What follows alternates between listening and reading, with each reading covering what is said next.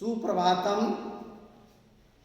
अद्य दिनांक 13/11/2020 दिवस शुक्रवासरः। अहम गोपाल प्रसाद आचार्य सरस्वती विद्या मंदिर किशनगंज। कक्षा सप्तमी पाठ एकादश। पाठस्य शीर्षकः अस्ति आर्यभट्टः। अद्य अहम् आर्यभट्ट इति पाठं पाठयामि।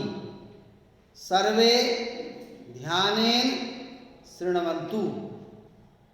पाठस्य शीर्षकः अस्ति आर्यभट्टः। को न जानाति अस्मिन् जगति तले आर्यभट्टस्य नाम।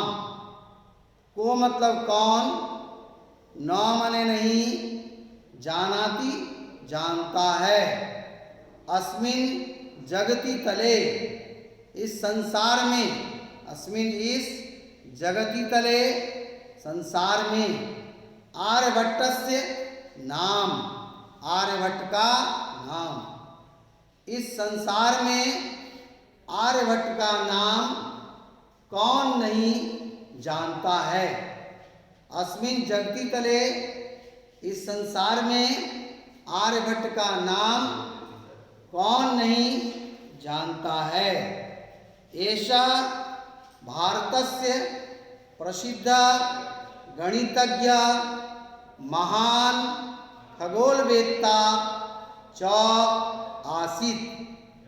ये भारत के प्रसिद्ध गणितज्ञ, गणित को जानने वाले महान खगोलवेत्ता और महान खगोलवेत्ता थे।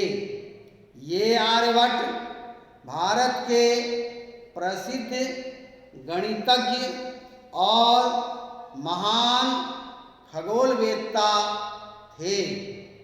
अस्य महाभागस्य जन्म 476 ईस्वीये पाटलिपुत्र नाम के नगरे अभवत्। अस्य महाभागस्य जन्म, इस महाभाग का जन्म, इस बहुत बड़े भाग्य वाले वैज्ञानिक का जन्म 476 ईस्वी में पाटलिपुत्र नामक नगर में हुआ था। जिस नगर का नाम अभी पटना है, प्राचीन काल में यह पाटलिपुत्र कहलाता था।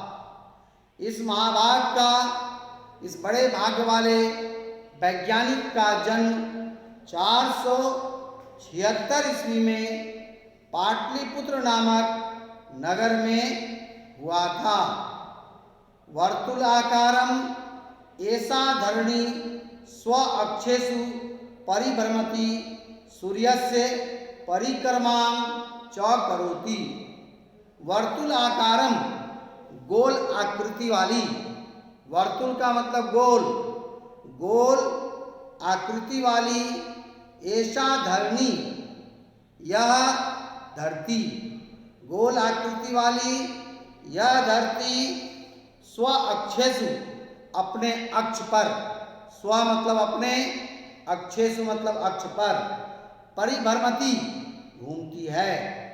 गोल आकार वाली यह धरती अपने अक्ष पर, अपने एक्सिस पर घूमती है। सूर्य से परिक्रमां च करोति, और यह सूर्य की परिक्रमा करती है। गोल आकृति वाली यह धरती अपने अक्ष पर घूमती है और सूर्य की परिक्रमा करती है। इत्यस्य सिद्धान्तस्य जन्मदाता आर्यभट्ट एव। इस सिद्धांत के जन्मदाता आर्यभट्ट ही थे। इत्यस्य सिद्धान्तस्य, इस सिद्धांत के जन्मदाता, जन्म देने वाले आर्यभट्ट एव, आर्यभट्ट ही थे। सह ग्रहण विषय वैज्ञानिकी विवेचनाम अकरोत्। उन्होंने ग्रहण के बारे में, सूर्य ग्रहण चंद्र ग्रहण आदि के बारे में वैज्ञानिक विवेचना की। उन्होंने ग्रहण के विषय में वैज्ञानिक विवेचना की। ग्रहणस्य कारकम राहु नास्ति तस्य स्पष्ट मतम आसीत्। ग्रहण का कारण राहु नाम का, केतु नाम का ग्रह नहीं है, यह उनका स्पष्ट मत था, यह उनका स्पष्ट विचार था। सह वे ग्रहण के विषय में वैज्ञानिक विवेचना किए और वह ग्रहण का कारण राहु केतु नामक दैत्य नहीं था, ऐसा उनका स्पष्ट विचार था, स्पष्ट मत था। इति यत् यदा पृथिव्या छाया चंद्रस्य उपरि आपतति तदा एव ग्रहणं भवति। यदा जब पृथिव्या छाया, जब पृथ्वी की छाया चंद्रस्य उपरि, चंद्रमा के ऊपर आपतति गिरती है, तदा एव ग्रहणं भवति, तब ही ग्रहण होता है। ग्रहण के बारे में उनका विचार था कि जब पृथ्वी की छाया चंद्रमा के ऊपर गिरती है तभी ग्रहण होता है। पुनः एक बार, ग्रहण का कारक राहु नहीं है, उनका यह स्पष्ट विचार था कि जब पृथ्वी की छाया चंद्रमा के ऊपर गिरती है तब ही ग्रहण होता है। आर्यभट्टियम तस्य प्रसिद्धा ग्रंथ अस्ति।